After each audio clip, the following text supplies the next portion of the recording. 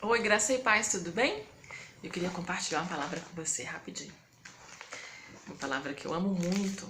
Ela está em Oséias, finalzinho do capítulo 5, versículo 15, e nós vamos ler todo o capítulo 6. Diz assim: Irei e voltarei para o meu lugar até que se reconheçam culpados e busquem a minha face. Estando eles angustiados, cedo me buscarão, dizendo: Vinde e tornemos para o Senhor, porque ele nos despedaçou e nos sarará. Fez a ferida e a ligará. Depois de 2 dias nos revigorará, ao terceiro dia nos levantará e viveremos diante dele. Conheçamos e prossigamos em conhecer o Senhor. Como a alva, a sua vinda é certa. E ele descerá sobre nós como a chuva serôdia que rega a terra. Que te farei, ó Efraim, que te farei, ó Judá, porque o vosso amor é como a nuvem da manhã e como o orvalho da madrugada que cedo passa. Por isso os abati por meio dos profetas, pela palavra da minha boca os matei, e os meus juízos sairão como a luz. Pois misericórdia quero, e não sacrifício, e o conhecimento de Deus mais do que holocaustos. Mas transgrediram a aliança como Adão. Eles se portaram aleivosamente contra mim. Gileade é a cidade dos que praticam injustiça, manchada de sangue. Como hordas de salteadores que espreitam alguém, assim a companhia dos sacerdotes, pois matam no caminho para Siquém, praticam abominações. Vejo uma coisa horrenda na casa de Israel. Ali está a prostituição de Efraim. Israel está contaminado. Também tu, ó Judá, serás ceifado. Oséias foi um profeta levantado pelo Senhor para falar uma palavra de confronto. Todo profeta, ele trazia às claras aquilo que as pessoas não queriam ver, mas era necessário ser visto. Normalmente usados para correção, para ensino, para confronto, para exposição de vergonhas.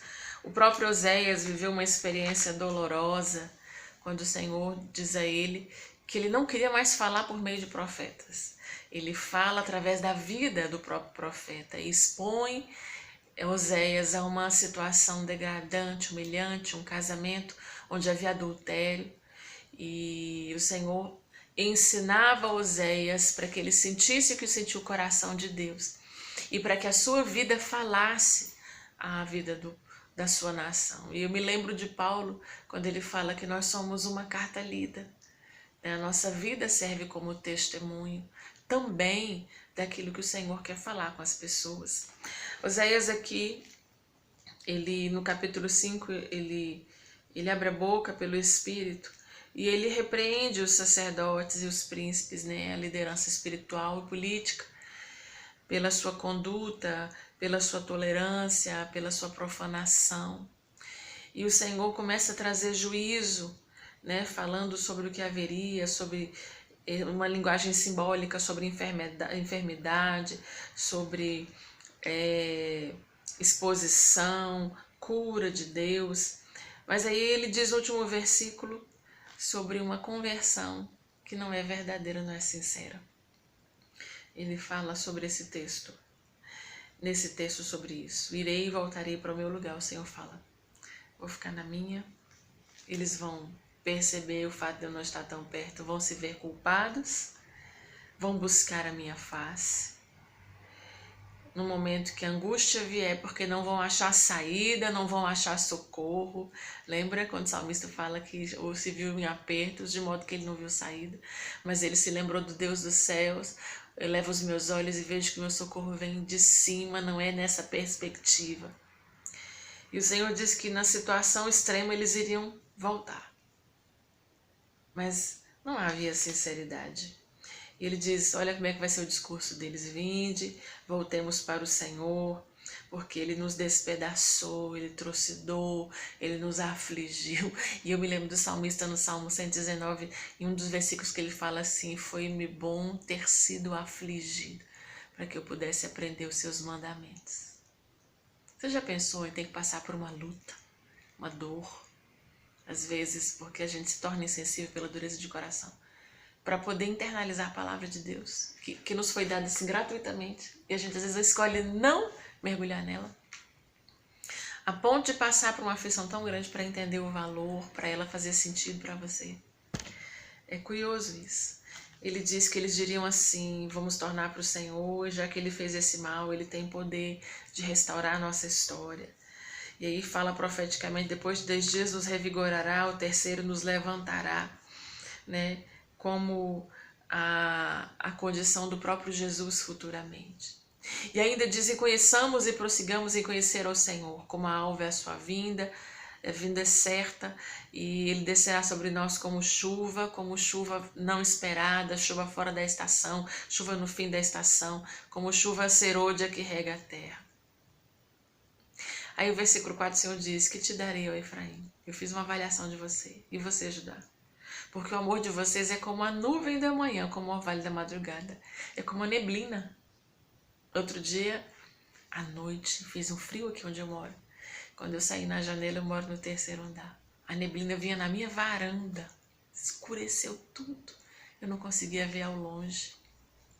Ele diz, o amor de vocês é isso, é condicional. Ele passa. E por ser assim, vulnerável, volúvel, que eu usei os profetas para confrontar você. Para uma palavra que aparentemente trazia a morte. A palavra que mostrava o seu pecado. Eu vou fazer isso vir à luz. E ele diz, olha, eu vou descer para o versículo 7. Transgrediram minha aliança como desde o passado, na vida de Adão. E o pecado de você está aqui. Gileade é uma cidade conhecida pela sua iniquidade, manchada de sangue, como se fosse um covil de ladrões, gente ruim se reunindo.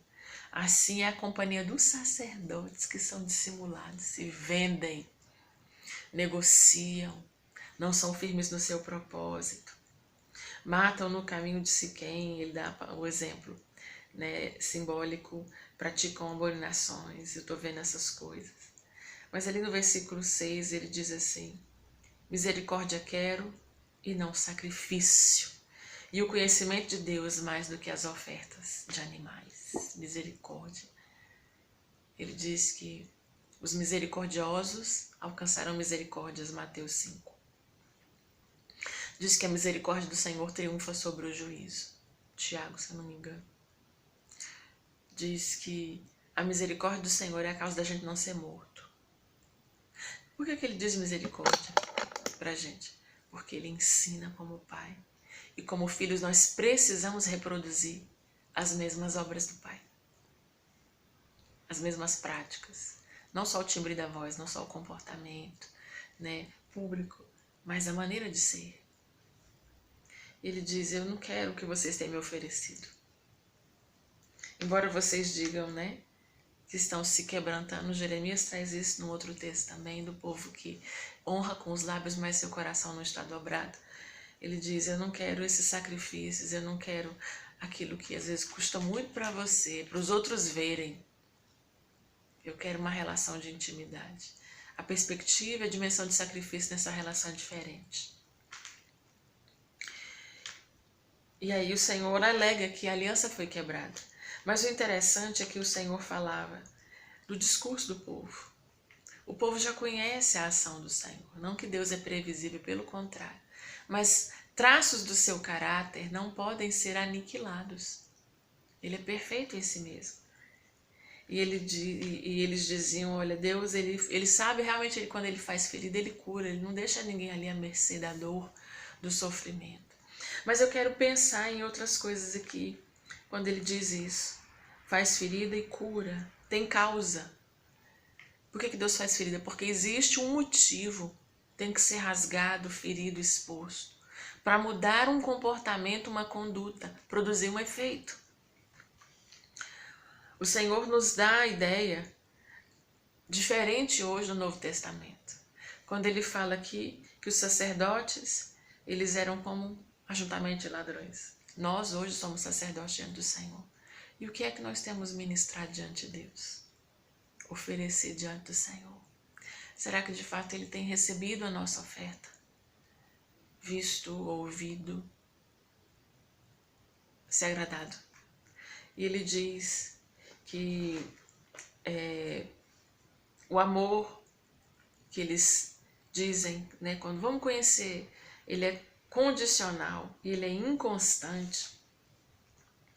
E quando eu leio esse texto, eu me questiono uma coisa: qual é a nossa prioridade? Porque às vezes a gente está buscando a Deus para aliviar uma situação que nos causa dano. Mas não é porque a gente ama, porque a gente tem prazer nele. Porque a gente tem desejo por ele. Porque a gente chega do trabalho, quer chegar em casa correndo para passar um tempo a sós com o Senhor. Ou acorda um pouco mais cedo para poder passar um tempo a sós com ele. Ou porque a gente às vezes quer organizar para poder ficar no momento de comunhão. As nossas prioridades dizem quem nós somos. E quando a gente faz uma avaliação pessoal de o que é prioridade para nós, o que realmente importa, né? Às vezes a gente quer mostrar serviço, quer contar para alguém sem querer querendo quantas horas a gente olha, porque Deus fala comigo na madrugada, porque eu faço campanha no monte, porque eu jejuo, porque eu leio tantos capítulos da Bíblia. E isso a gente está falando às vezes só do nosso trabalho, do nosso desempenho. Mas isso não quer dizer qualidade. E tem gente que requer de Deus esse trabalho. Ele fala isso em Isaías 58. A motivação de vocês é errada. O jejum é para depois ficarem medindo a espiritualidade para ver quem é mais santo. E requerem o seu trabalho. E a palavra do Senhor, quando eu vejo isso, conheçamos e prossigamos. Será que esse é o nosso propósito? Conhecer a Deus hoje? Isso nos motivar a continuar ou a não parar? Ou a desistir, ou olhar para o contexto da igreja, achar que tem muito erro, que tem muito pecado, ou achar que a gente não precisa se submeter àquilo, que a gente já chegou, já teve experiência, já foi arrebatado. Será que é isso que o Senhor quer de nós?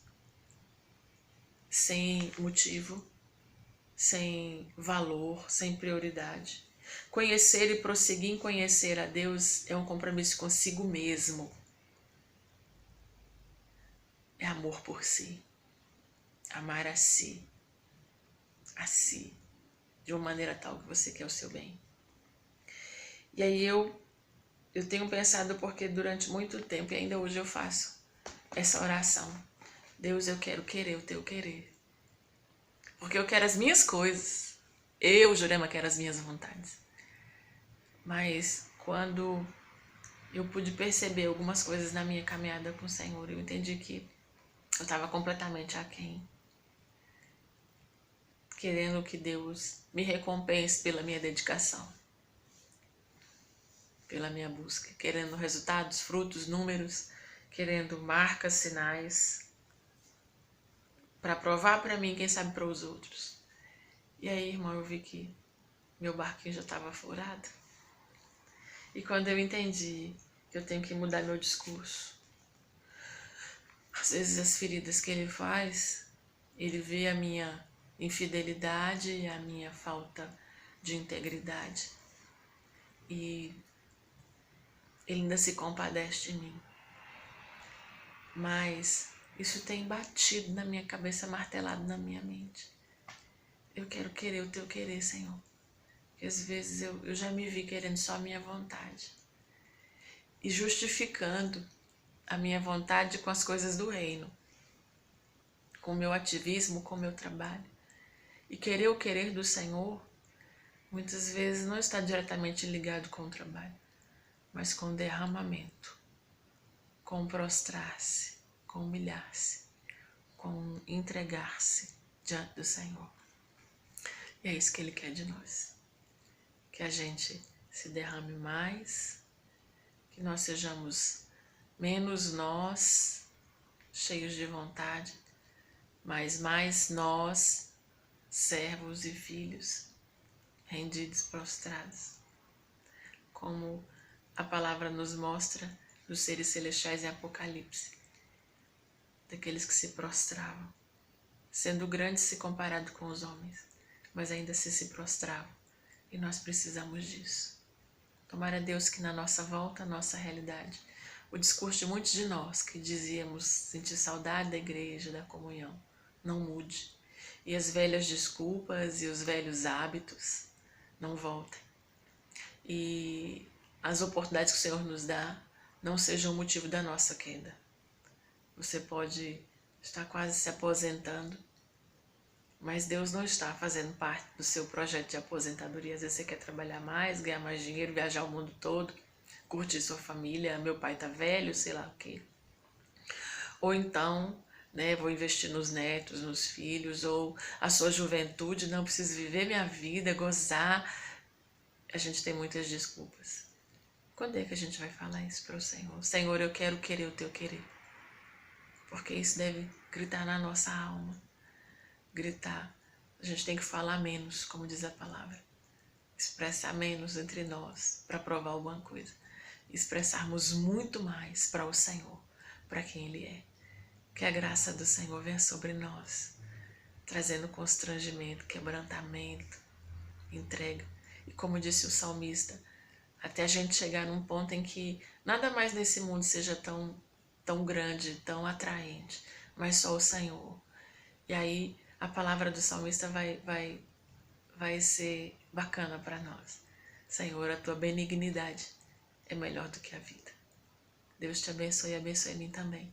Que nós possamos permanecer firmes na presença do Senhor, honrando a Deus e amando Ele muito mais do que nós amamos hoje. Em nome de Jesus.